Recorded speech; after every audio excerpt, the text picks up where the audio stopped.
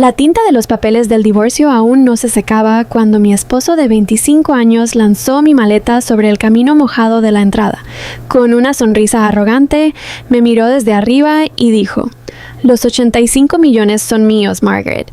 Te vas de esta casa sin nada». No lloré, no grité. En cambio, tomé mi bolso, lo miré directo a los ojos y sonreí. «Tienes razón, Richard», susurré. «El dinero es tuyo, pero olvidaste un pequeño detalle». Él se rió, pensando que estaba bloqueando, pero mientras me alejaba, sabía que su celebración duraría muy poco.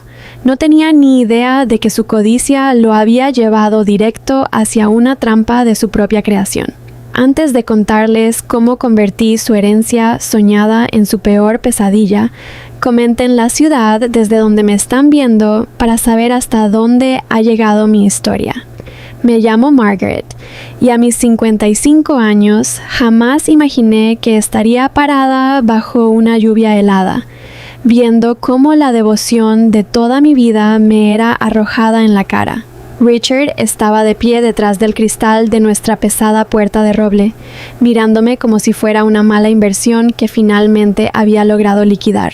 Ya no quedaba calidez en sus ojos, solo el cálculo frío y venenoso de un hombre que creía que la riqueza finalmente lo había vuelto intocable.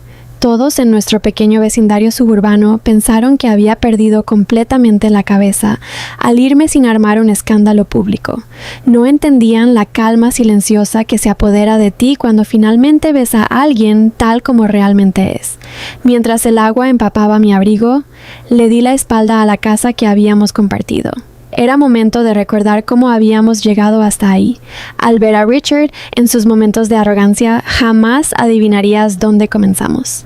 Nos casamos a finales de nuestros 20s, llenos de optimismo y grandes sueños. En aquel entonces, Richard no era ningún multimillonario. Era un emprendedor aspirante con una montaña de ideas y absolutamente cero respaldo financiero.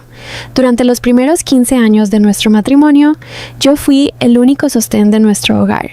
Trabajaba en 2 empleos exigentes, corriendo de un puesto de asistente corporativa durante el día a un turno nocturno en una firma contable local, todo para pagar la renta y financiar su interminable lista de negocios fallidos. Cada vez que un proyecto se venía abajo y nuestros ahorros llegaban a cero, Richard tomaba mis manos, me miraba a los ojos y me daba el mismo discurso. «Cuando triunfe, Margaret, triunfaremos juntos. Tus sacrificios no serán olvidados». Le creí. Arruiné voluntariamente mi propio historial crediticio, agoté mis tarjetas de crédito personales y dejé pasar avances en mi propia carrera solo para mantener vivos sus sueños profesionales. Pero conforme llegó la mediana edad y el cabello comenzó a escasear, ocurrió un cambio amargo. El esposo agradecido desapareció, reemplazado por un narcisista de manual.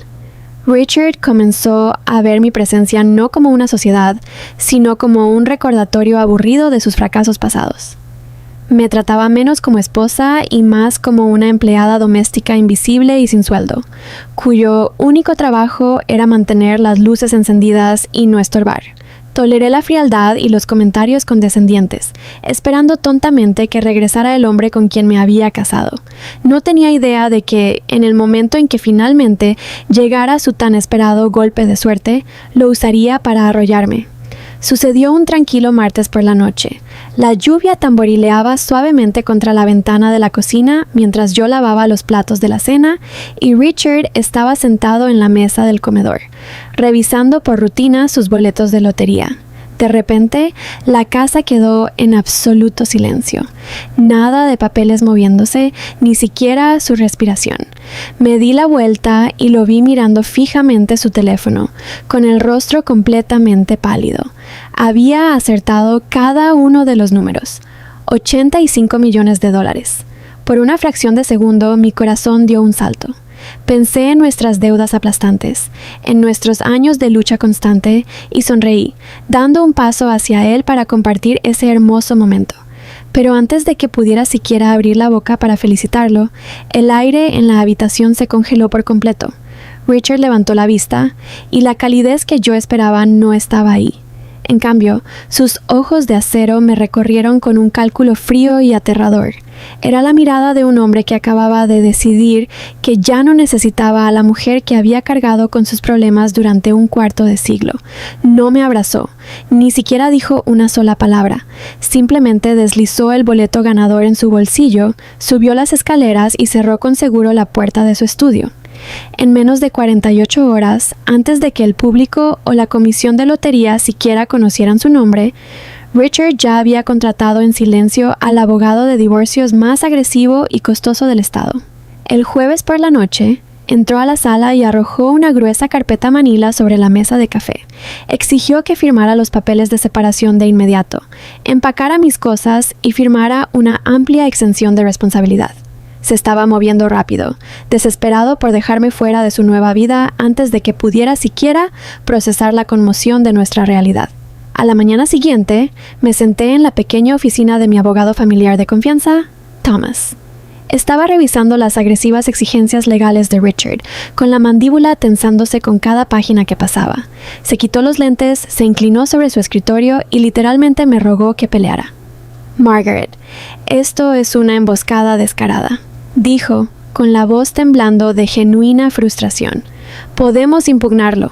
Podemos arrastrarlo por un juicio sucesorio, congelar el boleto como activo y forzar un acuerdo enorme. Cargaste con este hombre durante 25 años. Tienes todo el derecho a la mitad de ese premio». Miré por la ventana hacia la concurrida calle de la ciudad, sintiendo un profundo agotamiento hasta los huesos. Imaginé una batalla tóxica de años en los tribunales, rodeada de abogados codiciosos, escrutinio público y un hombre que destruiría con gusto mi salud mental con tal de conservar un solo $1. No quería pasar los siguientes 5 años de mi vida ahogándome en amargura. «No, Thomas», susurré, con la voz más firme de lo que había estado en días. «No voy a enfrentarlo directamente». El equipo legal de Richard comenzó a usar tácticas de presión intensas e implacables. Enviaron notificaciones amenazantes, afirmando que si no firmaba de inmediato los papeles de liberación rápida, me cargarían legalmente con todas nuestras históricas y aplastantes deudas matrimoniales.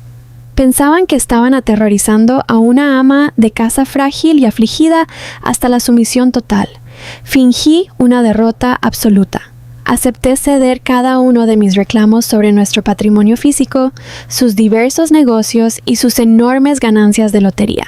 A cambio, exigí una sola cláusula blindada: que yo quedara total y permanentemente liberada de cualquier responsabilidad conjunta relacionada con sus emprendimientos pasados, presentes o futuros.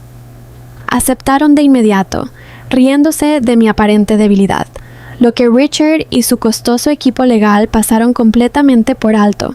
En su apresurada urgencia por dejarme fuera, fue una dinámica financiera oculta de nuestro pasado.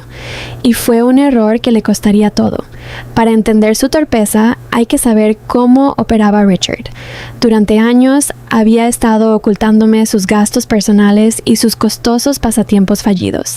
Para hacerlo sin que yo lo supiera, había estado canalizando todas sus transacciones diarias, retiros de efectivo y compras menores a través de la cuenta de una empresa de consultoría inactiva que habíamos abierto casi una década atrás. Esa empresa en particular se llamaba Vanguard Solutions LLC. Como Richard quería aprovechar incentivos fiscales especiales y subvenciones estatales reservadas exclusivamente para negocios de propiedad femenina en aquel entonces, había registrado legalmente toda la entidad únicamente a mi nombre. Yo era la propietaria legal al 100%, presidenta y única accionista de esa LLC. Richard era simplemente un usuario autorizado de la tarjeta de débito corporativa. Usó precisamente esa tarjeta corporativa aquella fatídica tarde de martes para comprar su boleto ganador, olvidando por completo que cualquier bien o propiedad adquirido por una entidad corporativa pertenece enteramente a la corporación misma. Cuando Richard me obligó a firmar esos documentos de renuncia total, sus abogados habían insertado una cláusula agresiva que decía que él se desligaría por completo de todos los activos comerciales menores y sin valor de Margaret para evitar verse envuelto en futuras responsabilidades. Al firmar ese papel, Richard no se dio cuenta de que estaba renunciando legalmente a su propio reclamo sobre la entidad que había comprado el boleto. Creía que estaba abandonando un negocio muerto, pero en realidad se había atrapado a sí mismo. Había vinculado oficial y permanentemente el premio de 85 millones directamente a mi entidad corporativa, dejándose a sí mismo sin nada. El ambiente dentro del tribunal para la audiencia final estaba cargado de tensión. Richard y su abogado se sentaron de su lado de la pulida mesa de caoba, prácticamente irradiando victoria. Richard llevaba puesta una sonrisa engreída e insufrible, esperando con total confianza verme salir con el espíritu roto y la cuenta bancaria vacía. De mi lado, James Mitchell estaba sentado en silencio, con su gastado maletín de cuero descansando en el suelo, transmitiendo la calma absoluta de un profesional experimentado que sabía exactamente lo que estaba a punto de suceder. El juez revisó el acuerdo de separación estándar y preguntó si ambas partes estaban listas para finalizar el decreto. El abogado de Richard se puso de pie con dramatismo teatral, anunciando que su cliente estaba listo para firmar, empujando ansiosamente los papeles hacia adelante. Ese fue el momento exacto en que James Mitchell se puso de pie con calma, levantando la mano. Su señoría, antes de que se finalice cualquier firma, tenemos una contrademanda esencial respecto a la verdadera propiedad legal del activo de lotería de 85 millones de dólares. Richard soltó una carcajada en la sala, negando con la cabeza ante lo que asumió era un intento desesperado y patético de bloqueo. Pero su risa murió al instante cuando Mitchell presentó los informes bancarios certificados de rastreo de transacciones y las escrituras firmadas de registro de Vanguard Solutions LLC. El juez tomó los documentos, revisándolos con una concentración aguda e intensa. Mientras la comprensión se extendía por la sala, observé cómo el color desaparecía por completo del rostro del costoso abogado de Richard. Se puso completamente pálido, con las manos temblando mientras miraba fijamente los papeles. Se inclinó y le susurró frenéticamente al oído a Richard, explicándole la catastrófica realidad legal.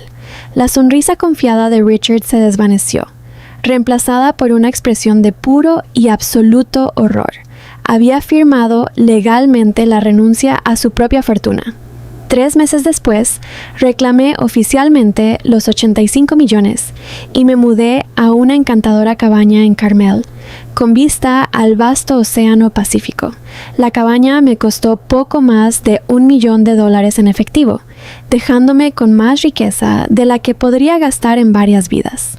Recibí noticias a través de mi equipo legal de que Richard se había visto obligado a vender nuestra casa suburbana, fuertemente hipotecada, solo para cubrir su montaña de deudas históricas y sus disparados honorarios legales.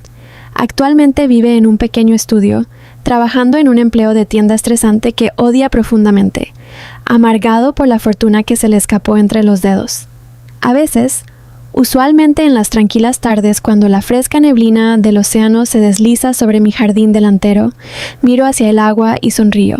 Siento una profunda sensación de paz al saber que se hizo justicia, no a través de gritos ni odio mezquino, sino a través de las simples consecuencias de las acciones imprudentes de un hombre codicioso. He usado una parte de mis ganancias para establecer una fundación local que brinda asistencia legal integral y educación financiera a mujeres que enfrentan explotación económica, asegurándome de que nunca se sientan sin poder. Ahora, tengo mucha curiosidad por todos ustedes que han escuchado mi historia hoy. ¿Qué habrían hecho si se hubieran encontrado exactamente en mi lugar a los 55 años? ¿Se habrían quedado a pelear en los tribunales o habrían dejado que la trampa se cerrara tal como yo lo hice? Comenten sus pensamientos abajo y déjenme saber su ciudad. Mientras tanto, les dejo otras 2 historias increíbles en la pantalla final que son favoritas del canal y que sin duda los sorprenderán. Muchas gracias por ver.